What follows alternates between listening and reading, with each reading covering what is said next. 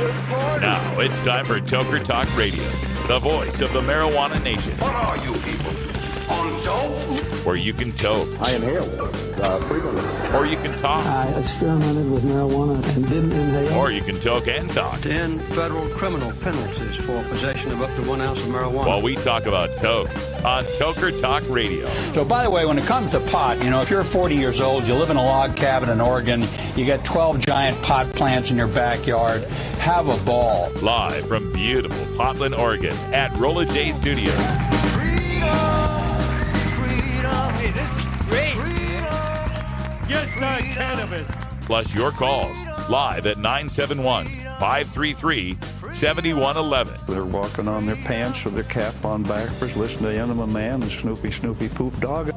What's to keep somebody from getting all potted up on weed and then getting behind the wheel? Gateway theory doesn't work.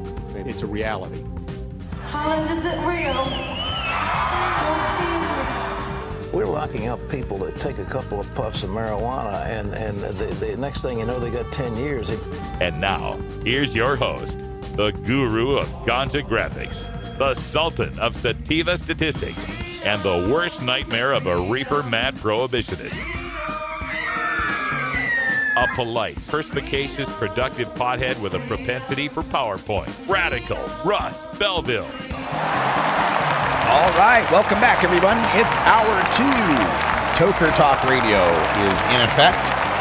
Although our phone line is down, we have lost our 971-533-7111 phone line.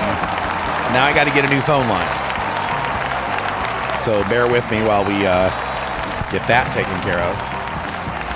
Also, the RadicalRest.com website is down. Well, it's not down. It's up right now, but it's frozen in 2012. I got to get the new RadicalRest.com site taken care of sometime these next couple of weeks as well. And having a meeting with my IT guy tonight, so we'll see what happens with respect to that. But I'm hoping we'll have something for you in a couple weeks here. Want to get the RadicalRest.com VIP system up. And yes, if you were a 420 radio VIP, you will be transferred over to being a RadicalRest.com VIP. Also, quick shout out before we get back to the Canadian All-Star Activism panel with Mark and Jody Emery, Sensible BC's Dana Larson, Professor Mark Hayden, and lawyer Kirk Tusaw, that's moderated by Jamie Shaw. I wanted to make a quick note of this piece by Christopher Ingram in the Washington Post. One striking chart shows why pharma companies are fighting legal marijuana, and it refers to some data that we reported earlier. A new study that's been released in the journal Health Affairs finds that where medical marijuana is legal, prescriptions for the drugs medical marijuana can replace go down. So this was from 17 states that had medical marijuana as of 2013. They found in medical marijuana states, the average doctor prescribed 265 fewer doses of antidepressants, 486 fewer doses of seizure medications, 541 fewer anti-nausea doses, 562 fewer doses of anti-anxiety medication. But the most striking difference was 1,826 fewer doses of painkillers in any given year. So drugs for spasticity, depression, sleep disorders, seizures, psychosis, nausea, anxiety, and most of all pain, all decreased in the 17 states that had medical marijuana. Now, there was actually one surprising piece of information from this study, and that was in states that had medical marijuana, there turned out to be more doses for glaucoma medication. And that seems odd because glaucoma is something that we often recommend medical marijuana for, but compared to some of the other glaucoma drugs that are out there now, it's not as effective. You have to smoke pot all day, every day to get the relief, and some people don't want to do that. So there are new medications, some eye drops and such, that actually do a better job than cannabis does. So there's some theory here that the people that try medical marijuana for their glaucoma get some relief, but they realize it's short-lived, and so they go to their doctor looking for something better. So that's the theory there. But they also wanted to compare this, maybe medical marijuana, maybe all drugs went down. So they took a look at other drugs, things like blood thinners, antiviral drugs, antibiotics, drugs that you wouldn't replace with medical marijuana, and they found no difference. No change in the prescribing patterns for the drugs that medical marijuana does not replace.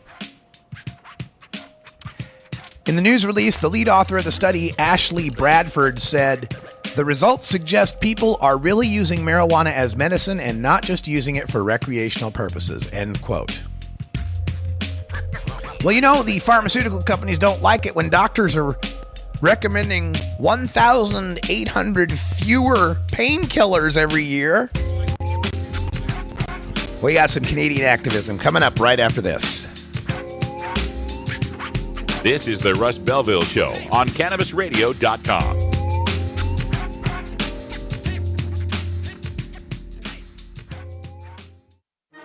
Legal to listen to all over the world. We're just not sure about France. CannabisRadio.com. The next generation of vaporizers has arrived. Vuber vaporizers are blazing the way with unparalleled technology for oil, concentrate, or dry flower pens. Providing unsurpassed customer service and expert craftsmanship, Vuber vaporizers use cutting-edge technology, providing a power-packed, smoother vapor with a lifetime guarantee. Experience vaporizing the way it was meant to be. The Vuber way.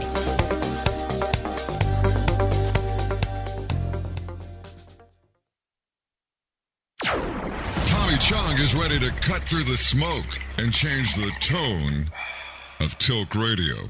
You're going to be a great-granddad. Pretty cool. Morgan is Ray Dawn's son. Morgan and his wife, Tracy, they've been trying to have a baby for quite some time. Did you hear what I said to Morgan? What? Do you know who the father is? The Tommy Chong Podcast, only on CannabisRadio.com. Welcome to my world. And just before we get into like more fuller discussion points, I'd like a few words from Dana, who actually I feel kind of has bridged this gap fairly well. He's stayed very relevant as an activist. Movements like Overgrow Canada really keep up with the changing game board. And what do you think is next? How can activists keep evolving at this stage where we're in this kind of in-between period? Well, that's why I started giving away the seeds, I guess, because I feel like growing is the final frontier of what we want, everybody to be able to grow their own. And this has been a 20-year civil disobedience campaign. You know, Mark really launched it with the information and the literature and bongs, and then seeds, and the dispensaries have picked it up, and that's been a huge area of growth. And, you know, a lot of dispensaries are not really so medical anymore, just selling to everybody, which I think is very good.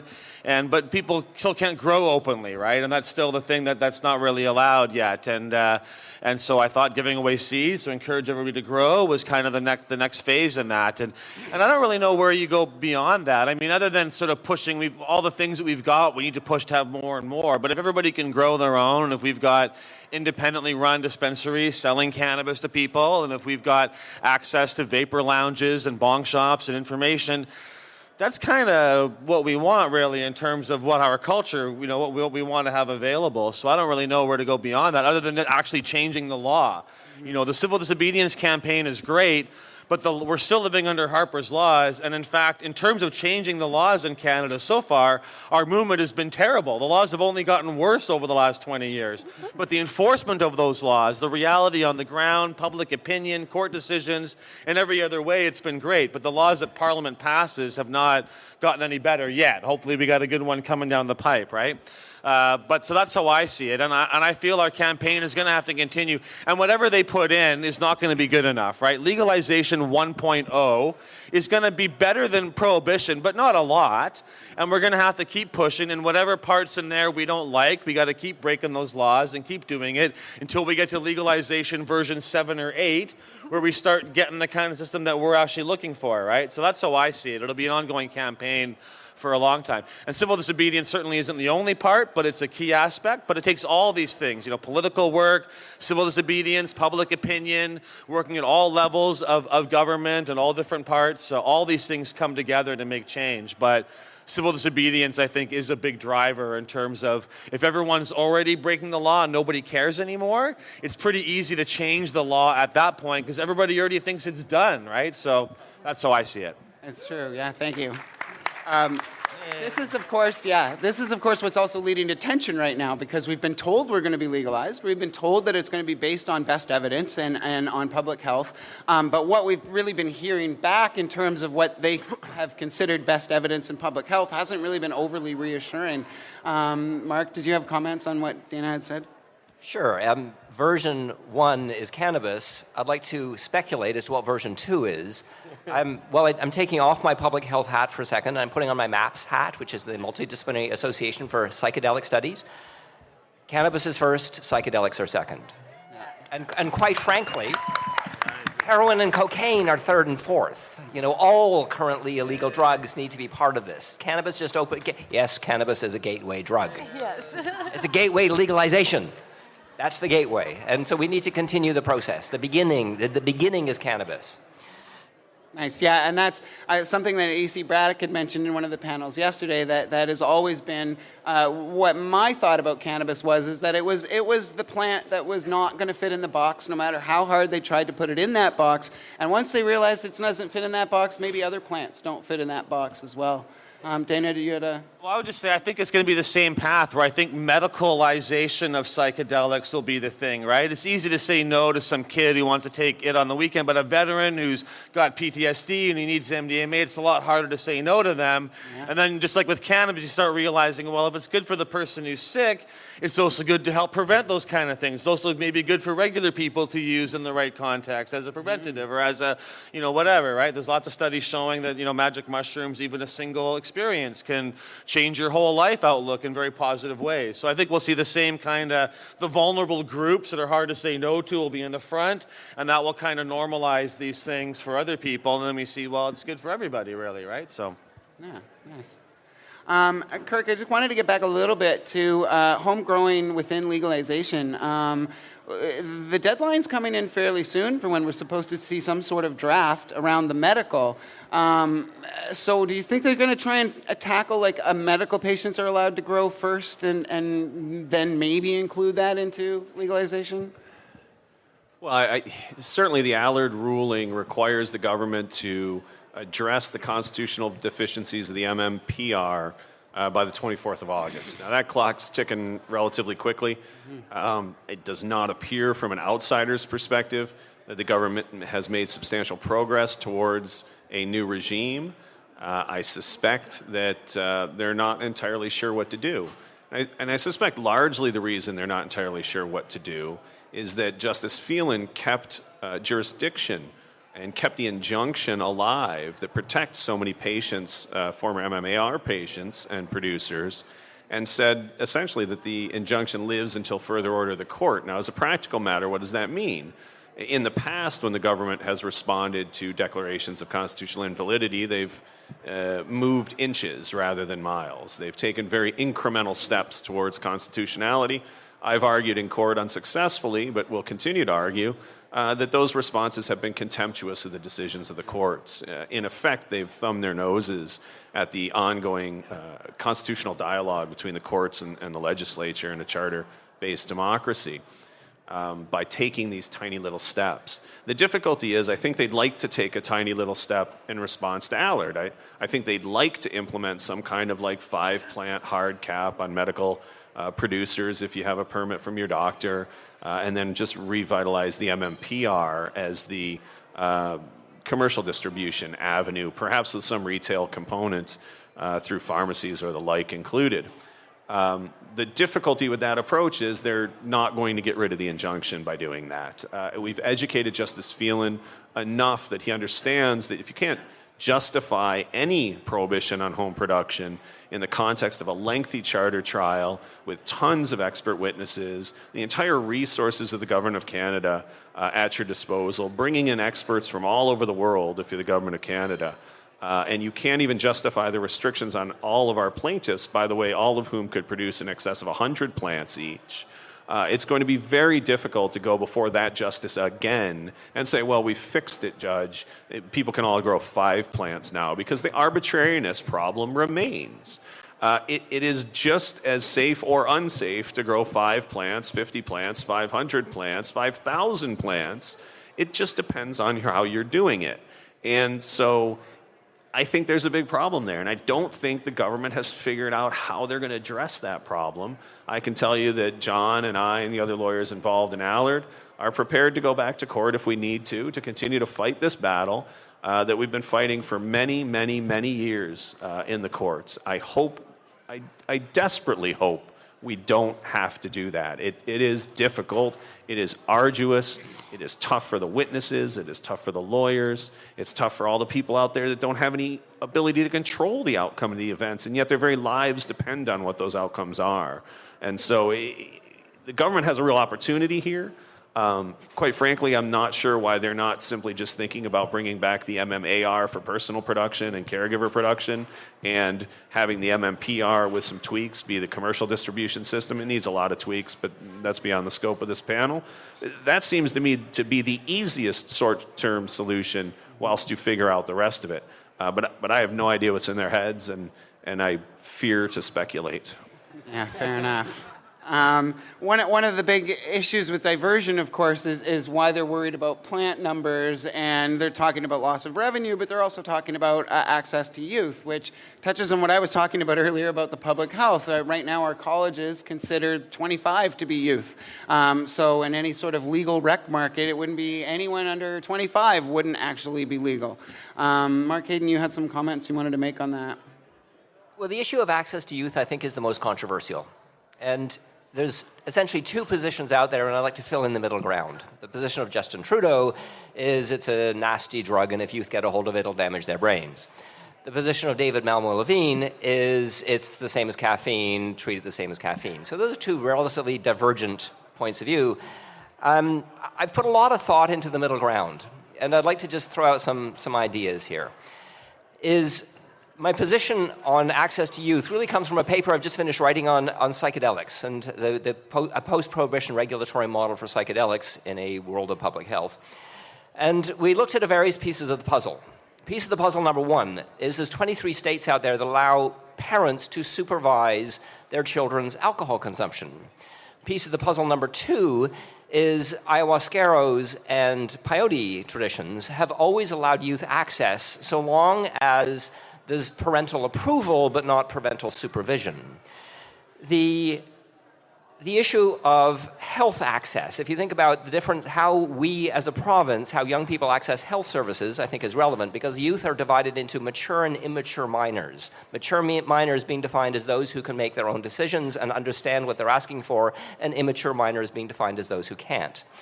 All of those examples that I've just given essentially are guided by adults in some kind of ceremonial context, or some kind of context, which is sometimes ceremonial. My observation is my interest in drugs is historical and cross-cultural. And if I look at all drug use throughout the history of mankind, and I look at all drug use around the planet today, largely benign use of drug that's integrated into cultural uses is supervised by adults in some kind of cultural context. And so at the end of the day, I took all of those pieces of the puzzle and wove it into this paper, basically saying, yes, youth should be able to access it, but they should be able to access cannabis with some kind of context that really we as a society haven't figured out yet.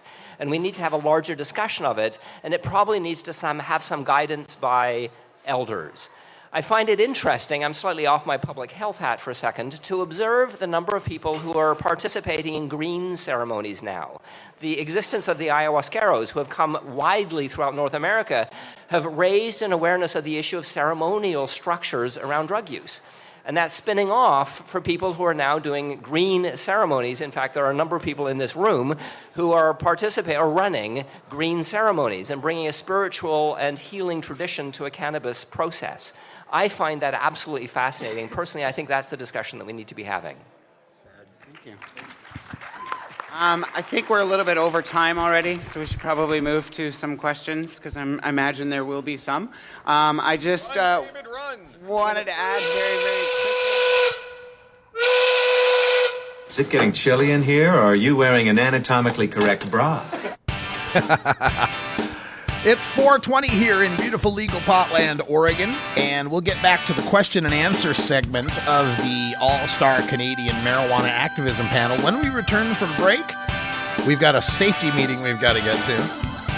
Also, looking forward to the next couple of days of shows. We got Cops Say Legalize Drugs coming up tomorrow, and Friday we may be speaking with Mary Lou Burton from the Oregon Cannabis Fair, so stay tuned. Being green is good. Growing green is good. Making green is great. CannabisRadio.com. Hi, I'm Montel Williams. Most of you know me as a talk show host, but I'm also an author, actor, single father of 4, avid snowboarder, and I'm also a medical marijuana patient. Living with multiple sclerosis, I'm in pain every day. Medical marijuana is my last resort, and it helps me when all other drugs have failed. If you'd like more information about medical marijuana, you can contact the Marijuana Policy Project at mpp.org or call 1-877-JOIN-MPP. It's time for Cannabis Facts about teen drug use from Robert Platshorn's thesilvertour.org. This message is supported by our donors and Hemp Inc., a public company poised to lead America's hemp revolution at hempinc.com. A recent survey by the U.S. Centers for Disease Control indicates that in states that have legalized medical marijuana, the rate of marijuana consumption among high school students has not increased. In fact, in legal states like Colorado, teen use has actually decreased significantly. It's simply no longer a big deal for teenagers in legal states. This was Cannabis Facts from thesilvertour.org, an educational nonprofit supported by our donors and Hemp Inc., a public company poised to lead America's hemp revolution at hempinc.com. You're not high. You're listening to the Russ Belville Show on CannabisRadio.com. I also believe we need a fence. The problem is if El Chapo builds a tunnel under the fence, we have to be able to deal with that too. Okay. Maybe you're high, too. Are you playing an acoustic guitar but want to be louder without an amp? Try a resonator guitar.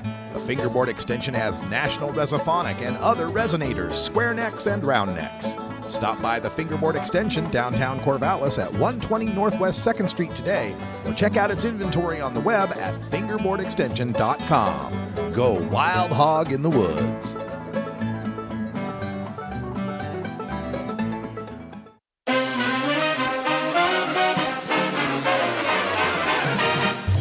Warning, hits taken on this show are larger than they appear.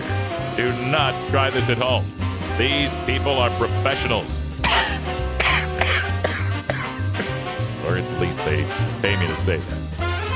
This is the Russ Belville Show on CannabisRadio.com.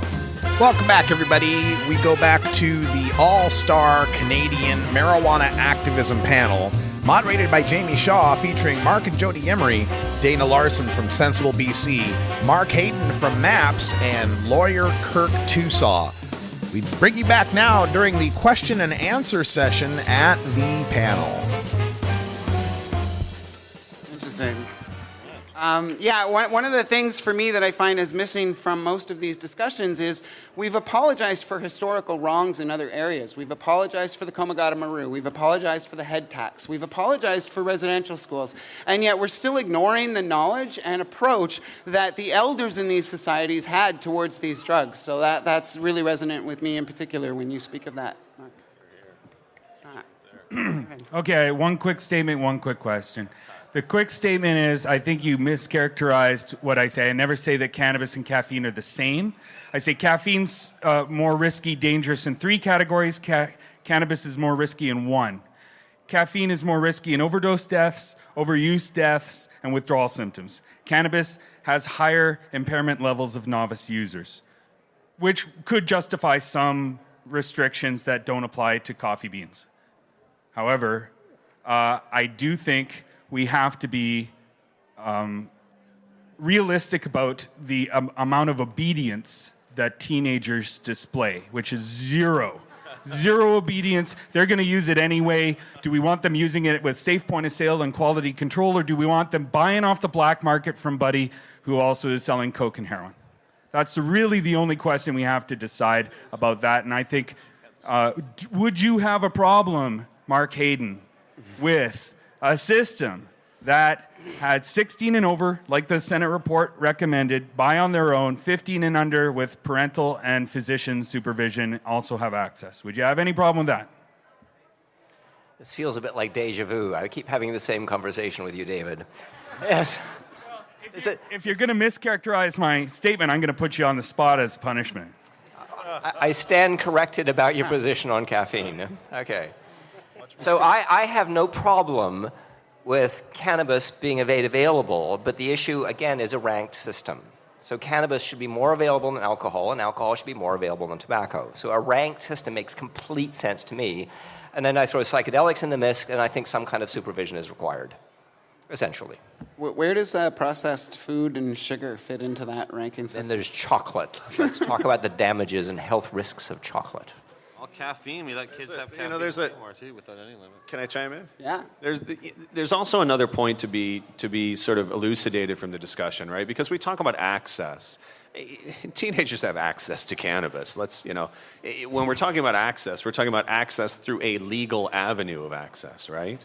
And so I think that there's a big difference between a system in which no young person can be arrested or saddled with a criminal record arising from their use of cannabis, and a system which also then subjects young people to the influences and vagaries of capitalism as consumers being convinced that they should buy and consume more and more and more of a product that is making money for the people producing and selling it.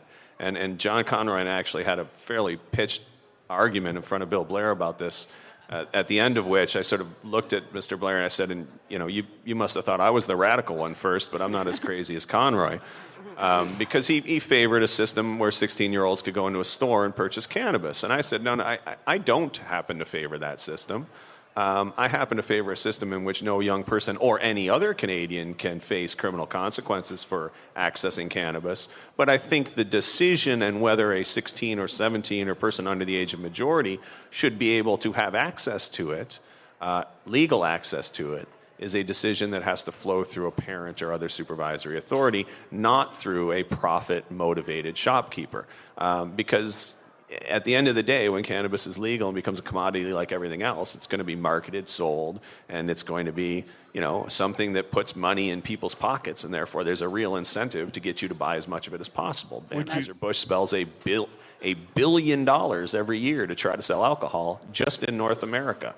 The same is true for caffeine. Would you favor age limits on coffee purchases? Well, I think I'd favor parental restrictions on accessing highly potent caffeinated substances. But, caffeine, I appreciate your nuanced distinction between the risks of caffeine and cannabis, and thank you for explaining that because it helped clarify my thinking on your position as well. But the impairment piece is pretty strong, and by definition, most youths are novice users. So I think there's a pretty fundamental difference there that it's hard to get it over when you're talking about age limits. So I do think there's also a point that we're kind of glossing over that's actually is the point. How many people in this room had alcohol before they were of the legal age of majority? Everybody. How many of you had cannabis before it was legal? All right. I actually I became age of majority in Alberta when I turned 18, and then I moved to Ontario before I was 19. So I became illegal again. And then I went to school in the United States where I was illegal a third time for a whole year. So there's a ridiculousness to this. I think you wanted to say a little bit more on the... It's interesting to look at how youth use changes with legalization. So it's interesting the Dutch youth use cannabis at about 50% of the American youth, and they've done that for 30 years. It's very low. And now that the states are legalizing cannabis, youth in the states where it's becoming legalized, youth is going down. Yeah? Something just came to mind I've never thought of before, but how old are young teens when they start babysitting? I think you can start babysitting when you're about 12, 13, 14. Yeah. And, you're responsible for another living being who's often a baby or a child. So is the concern about kids and cannabis or young people, that bothers me too. What's a young person? What's a teen? What's a kid? If 19-year-olds are kids, then, we're twisting up our language here. But if a young person is responsible enough to be home alone or to babysit or to have a newspaper route of their own, are they then responsible enough to decide whether or how to use cannabis? And I haven't thought about that before, but I was 12 years old when I was taking care of somebody's kid, and I guess I was responsible enough at that time. So I don't even know. This is just amusing that came to mind. So. Yeah.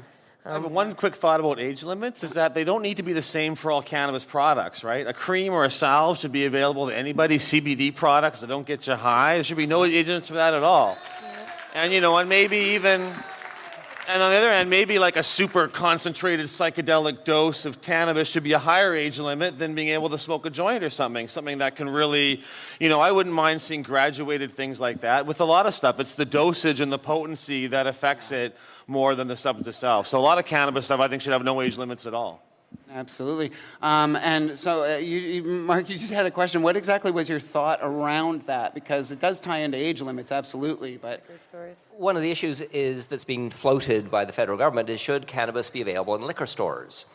And the public health analysis of that is actually quite straightforward, is that yes, if it replaces alcohol, because alcohol is more harmful both individually and from a community and family point of view, and no, if it increases the use of alcohol. And we actually don't know yet. There is some evidence coming out of the initial legalization experiences in the States saying that alcohol use goes down, which is actually a good thing when cannabis becomes legalized. But if we want to find out in Canada, what we do is we take 4 stores in 2 different provinces, 2 are urban, 2 rural, that have established track records in terms of the sale of alcohol, and then we sell cannabis in them, and then we see, does alcohol use go down with that experiment? And if it does, then yes, we should sell it in liquor stores, including the dispensaries. And if alcohol use goes up, we shouldn't sell it in liquor stores. And if it stays the same, then it's a political choice. Also, if it causes people to combine them together more, that would also be a factor, right? Absolutely. Because even if they're not drinking, if they're mixing them together more often, I'd say that's also probably a negative result. And Denmark is specifically using cannabis in programs to get people off of alcohol. So yeah, there's that issue as well. And I know people that have just done that naturally. They just stop drinking alcohol when they start smoking. And so do you think that might be why the liquor control boards want to sell marijuana? Because they're thinking, well, first of all, some people might choose pot over booze, but maybe it's also a way to sell more booze. I don't know. We don't know how it would happen. But if they're bringing people in to buy weed, and clearly with the supply and demand being demonstrated by dispensaries, a lot of people demand access. Well, and so if they go to a booze store to get their weed, maybe they'll be tempted by that picture of Captain Rum or whoever he is, They'll be selling infused alcohol pretty quick, right? You'll have infused alcohol with cannabis together combined into one thing, which could cause problems too, even. Yep. Yeah, absolutely. Especially if you're just still experimenting or still getting used to either one of the 2 substances, right? Did you have a question? Knocked us fucking right out. Green Fairy? No. One of the older Central American civilizations is known as the Toltecs, and there's at least one tribe that continues with the old ways. Once a year, the elders, they climb up their holy mountain, and they take heavy doses of peyote, and they base their plans for the coming year on the insights they receive from those experiences. However, throughout the entire year, they take light doses, and they also give light doses to their children on a regular basis throughout the year. And this is a really good example of how cultural prejudices about drug use can be based much more, or I should say attitude towards drug use can have far more to do with cultural prejudices rather than the actual effects of the drug. Yeah, absolutely. Ayahuasca traditions also involve infants, actually prenatal, infants, children, and at all ages. All ages, people are involved with ayahuasca ceremonies. The problem is in my mind has never really been with use. It's the same thing that Kirk was kind of mentioning earlier. It's why we need regulations. It's got nothing to do with the plant. It's once you allow somebody to make money off of it, it's people that are the problem. It's not the plant. And it's the same thing with drugs. What we find, if there's people that have certain attitudes toward drugs, certain cultures that don't have the same problems that other ones do. So trying to find that merge and that meld is really the tricky part. I think that's a very important point made on this Canadian Activism panel, and it refers back to something that folks at Normal have always called set and setting, understanding how and why you're using a particular substance, and what are the ceremonies and understandings and the respect that you give that substance. Drugs in and of themselves are neither good nor bad. It is how we have our relationships with them and how we control their markets. Those are where the problems can exist. And of course, some of these psychedelic drugs have to be treated with a great deal of respect. They're very powerful. They open you up to all sorts of truths and realities you may not be ready for. Make sure you got a babysitter. This is the Russ Belville Show on CannabisRadio.com.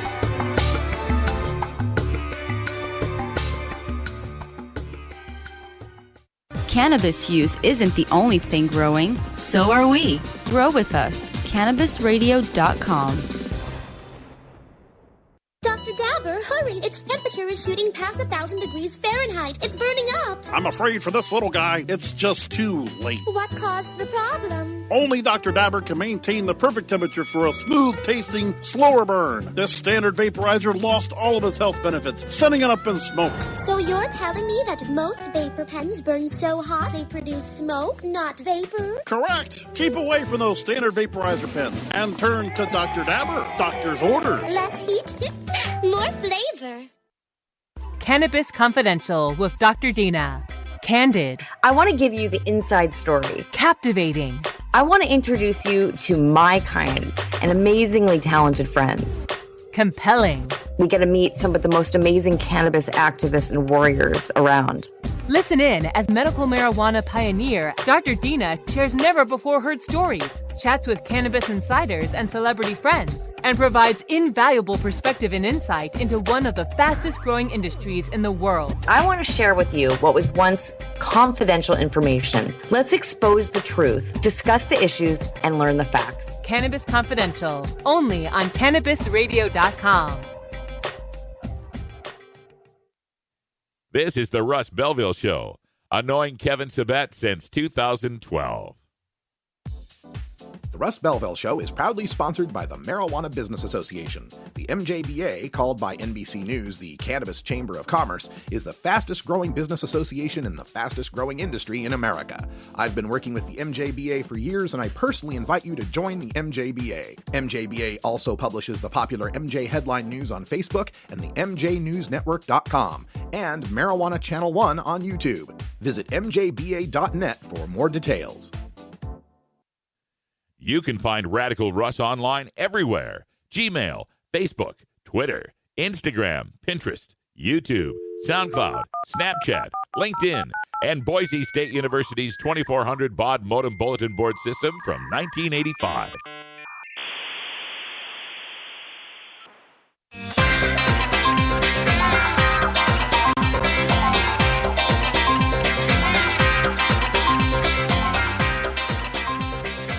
Yar, thar be pirates here.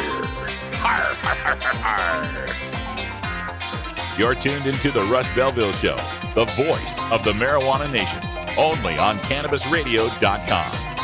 Welcome back, everyone. Final segment of the show today and wrapping up this Canadian All-Star Activism panel, moderated by Jamie Shaw and featuring Mark and Jody Emery from Cannabis Culture, Dana Larson from Compassionate BC, Mark Hayden from MAPS, and attorney Kirk Tusaw. They continue their discussion, and they're getting into the questions and answer segment. Also, don't forget to stay tuned after this segment for the Stoner Jesus Show, coming to you live here on CannabisRadio.com every Monday, Wednesday, and Friday. J-Mac. I didn't. Hi. I'm really high, sorry. Hi, Gina from Pot TV. My question is to Mark Hedden. In regards to the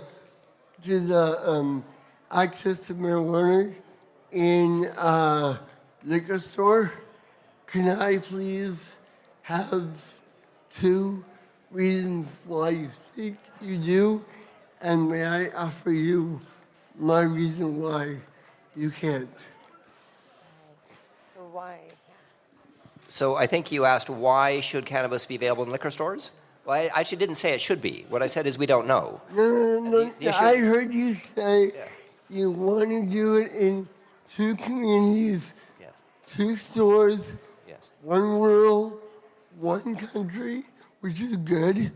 But I want to know why you want to do it in a liquor store and only 2 stores. Well, the question is, the observation is cannabis is less harmful than alcohol. Alcohol is more harmful physically to the human body, and it's also more harm socially and families. So if cannabis replaces alcohol, that's a good thing. My question was, why do you think it is good reason to sell cannabis in a liquor store? I'm not asking you for why you weren't done.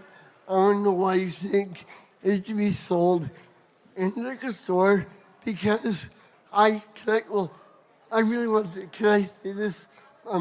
My opinion why it should not be put in a liquor store, for one reason, is because if somebody goes there who buys beer and weed and they get in an accident because they smoke a joint and drink beer, how are they going to accuse? What are they going to say? They're going to be like, oh, cannabis killed this guy. When it wasn't cannabis, it would be the alcohol, not the cannabis. He's worried about mixing cannabis and alcohol together. No, because you know that will happen. Yeah, and Mark actually should be sold in a liquor store. He was just saying if it actually turns out that it'll reduce alcohol, then it might be a good idea. But he wasn't actually saying, hey, what that's you're what asking is a research question. Yeah. The research question is, what is the relationship to cannabis sales and liquor sales? And we actually don't know yet. Yeah. So, but if we found... I don't want to know what the difference is. I just want to know why you want to do it. Because it's me... I would want to do it if it replaces alcohol. Yeah, it would. Because alcohol is more harmful. But then if it replaces alcohol, then wouldn't it become a dispensary back to square one? That actually is one of the things that muddles this entire argument, actually, is because when they say put it in the liquor stores, do they actually mean put it in the liquor stores, or do they mean put it under the liquor board? We heard from one of the unions, for example, that you could apply for a private liquor store license, and then nothing in that license tells you have to sell liquor. So they were looking at people being able to sell one or the other or both, and thinking that it might just sort of work in there. And then you've got the LCBO model, and in Manitoba, where they're pushing a slightly different idea of it actually being in the liquor stores for sure. And that's not what we've seen anywhere else. Even in Washington, where it went under the liquor board, that's not called the liquor board anymore. It's now called the Liquor and Cannabis Board. And they're 2 separate stores that are just kind of overseen by the same regulatory body. So there's a lot of questions in those proposals about what exactly they even mean. One of the arguments brought up for Washington State especially was that they wanted to save money by using a pre-existing bureaucracy rather than creating a whole new one. So they said, well, the alcohol distribution model already exists in Washington, so instead of duplicating this entire system with all the employees and all that you'll need, why not just put it all in that same group? But of course, as with any decision, there's consequences and negatives and positives. So I think that was a selling idea for the people, that, it saves money, it reduces bureaucracy. And so I think that was one of the benefits of a liquor distribution model. But clearly the underground market still exists in Washington because any overregulation will lead to the continuation of the underground market. Well, yeah, and their big mistake is the one that it looks like we're going to be making as well, where we don't bother fixing any of the problems or issues with our medical side. We just kind of move ahead with recreation and maybe end up throwing the recreational, the medical right under the bus. That's what's going on in Washington right now. So sad to see. Okay, thank you, Jody Edmund, for giving me a clear answer. Thank you. Oh, of course. Thanks, J-Mac. I really hate to cut this incredible panel short. I think we could really have a longer discussion. It's wonderful to have the experts come out here and get in a kind of roundtable, problem-solving way and just kind of clarify some things that we need to understand before going forward. I really want to thank every single one of our panelists that's here and for all your hard work, especially the activists who, you know, from the beginning have paved the way for us. Really, it wouldn't have been the same without all of their hard work, their commitment, and their heart. I also want to thank Jamie for all her support and being an incredible moderator. Thank you. Thank you. So just a few words before we kind of close the container of this incredible 2 days. So inspirational and so exciting and so informative to be with all of you here. I opened up this speech with the whys, so it was reverence, so honoring the plant, and that's, I think we really, really did that. We all joined together and we, you know, put her in a new light, and that's what the community definitely needs to see. The second thing, of course, was community, compassion, and unity, and it was so beautiful to see all of you connecting from heart space in a positive way with each other. I hope that that will continue as we go forward. It was really, like the feedback that we got, Jay and the Cambridge Team House, such an incredible job, again, for putting this event on. Yeah, thank you. The two feedback that we got was no longer why are we doing this? It was when and where are we going to do this again? And so continuing that conversation forward with at least once a year for us to come back together, ground in, and have a community update about what's going on so we're all in the know. The last reason of why I felt like we were here, of course, is the responsibility and stewardship for our planet, and that was also really taken care of. I loved what anandamide represents for us right now. That was the endogenous cannabinoid neurotransmitter that was discovered by Dr. Hanos, and it's all about bliss and balance.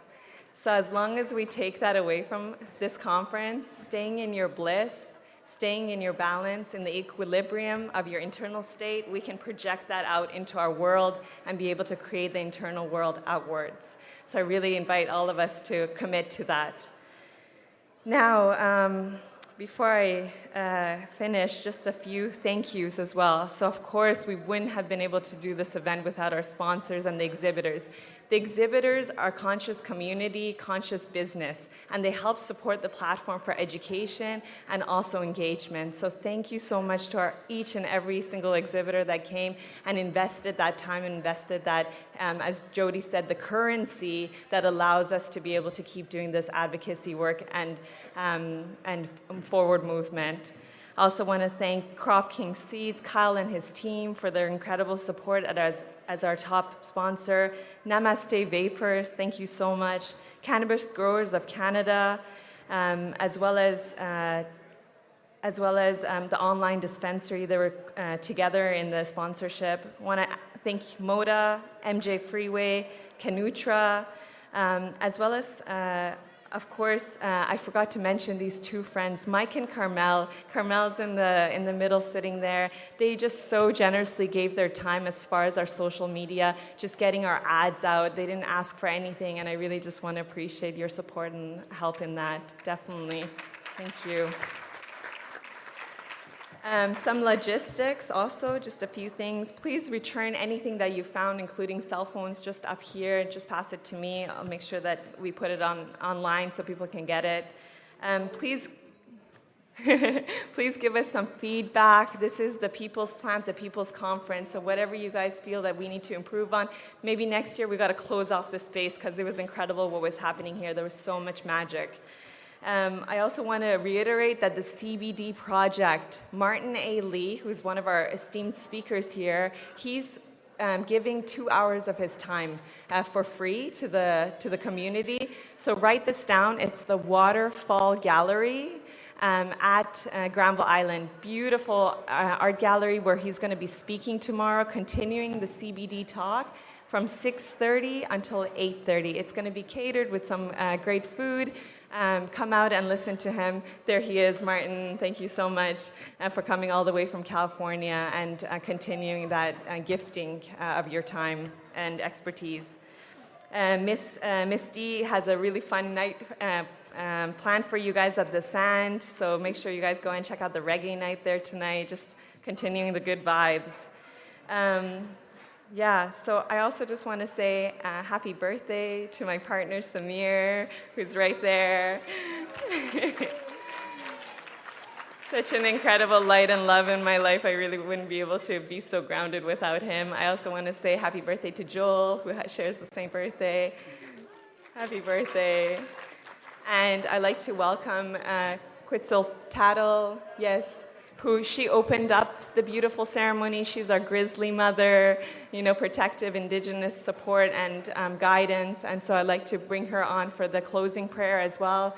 And just to let you know, there's already some magic happening regarding the next conference. And I keep saying it's going to be Brazil. And yeah, I really feel the plants are coming together. I feel like ayahuasca and cannabis are coming together. And so mark your calendars, possibly for next August or September. There might be a continuation of this talk. And I already talked to our sponsor, Namaste, and he's like, yeah, definitely, we're situated in Brazil. And I talked to Dr. John Vidmar, he's like, yeah, I live some of my time in Brazil. So the magic is already happening. We'll probably also do another community gathering in Victoria. I think that's the next spot that really needs to be illuminated and supported with their community as well. So thank you again to all the panelists who came and said yes and trusted this process. And I hope to see all of you guys next year. Thank you for coming out. Thank you for being part of the community. Thank you. Thank you. Hello, darling. Oh, good.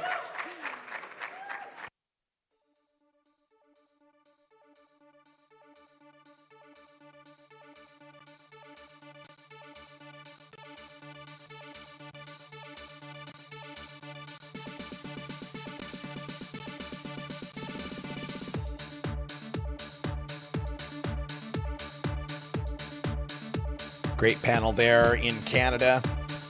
My thanks to Mark, Emery, and Dana Larson for having me up there. My first ever event in Vancouver, and I'll be back in October for the International Cannabis Business Conference. Remember, the Stoner Jesus Show is coming up next here on CannabisRadio.com. Stick around for that. We're going to close up shop here when we return. This is the Russ Belville Show on CannabisRadio.com.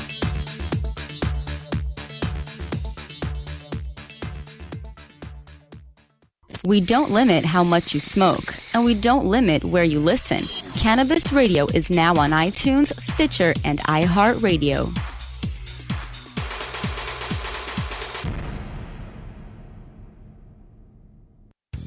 The cannabis industry is growing, business is booming, and as new opportunities arise in newly legalized states, each market is getting more competitive. Today, it takes more than just being a good grower. Do you have the resources to market and handle this ever-changing business landscape? Let Canna Management Corporation help you grow your canna business with our vast resources and experience to make your business a fully functional service company. Financial management, HR, sales, marketing, efficiency, and more. CMC has the experience and the expertise to improve your business and help you better meet the demands of your clients and customers. Call Canna Management Corporation and let our team get you ready to grow. 415-269-8015. That's 415-269-8015. Or visit canna-management.com. This is Cannabis Facts from Robert Platshorn's thesilvertour.org, supported by our donors and Hemp Inc., poised to lead America's hemp revolution at hempinc.com. In 1937, the second most prescribed medicine, marijuana, was banned. It wasn't about marijuana. The paper, oil, and chemical industries lobbied to end hemp farming. No longer labor-intensive, an acre of hemp produced more quality paper than 4 acres of trees. Plastics and fibers could be produced from a plant. Hemp can even produce 10 times the energy of today's ethanol. As marijuana prohibition ends, many states now allow farmers to again grow hemp. This was Cannabis Facts from the silvertour.org, an educational nonprofit supported by our donors and Hemp Inc., a public company poised to process America's hemp crop at hempinc.com. Tommy Chong is ready to cut through the smoke and change the tone of Tilk Radio. You're going to be a great-granddad. Pretty cool. Morgan is Ray Dawn's son. Morgan and his wife Tracy, they've been trying to have a baby for quite some time. Did you hear what I said to Morgan? What? Do you know who the father is? The Tommy Chong Podcast, only on CannabisRadio.com. Welcome to my world. I'm Radical Russ from The Russ Belville Show. We're here with Sir Richard Branson. Far more damage has been done to people by the current approach. Jim McMahon. You know, a lot of the coaches are old schools. You know, he used to just yell at us, "Oh, you bunch of pot smokers." John Popper on the telephone. You know, I think in the 60s there was that kind of, the bigotry wasn't so concrete. It's The Russ Belville Show, the NPR of POT, weekdays live at 6 Eastern, 3 Pacific, exclusively on CannabisRadio.com. You're not high. You're listening to the Russ Belville Show on CannabisRadio.com. I do not like them, Sam. I do not like green eggs and ham. Okay. Maybe you're high, too.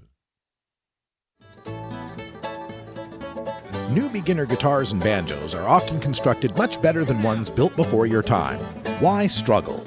Get a new instrument or fix the old one. The trusted professionals at the Fingerboard Extension will evaluate your instrument for free. Repairs are priced for people who work for a living. Stop by the Fingerboard Extension downtown Corvallis at 120 Northwest 2nd Street today, or check out its inventory on the web at fingerboardextension.com.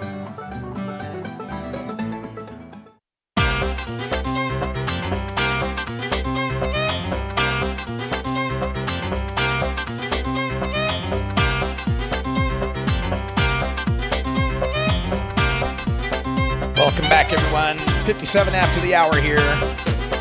Closing things down here on the Russ Belville Show. The Stoner Jesus Show is coming up next. Stoner Jesus is already in the chat room, ready to forgive your sins and bless your future, so long as you remain stoned.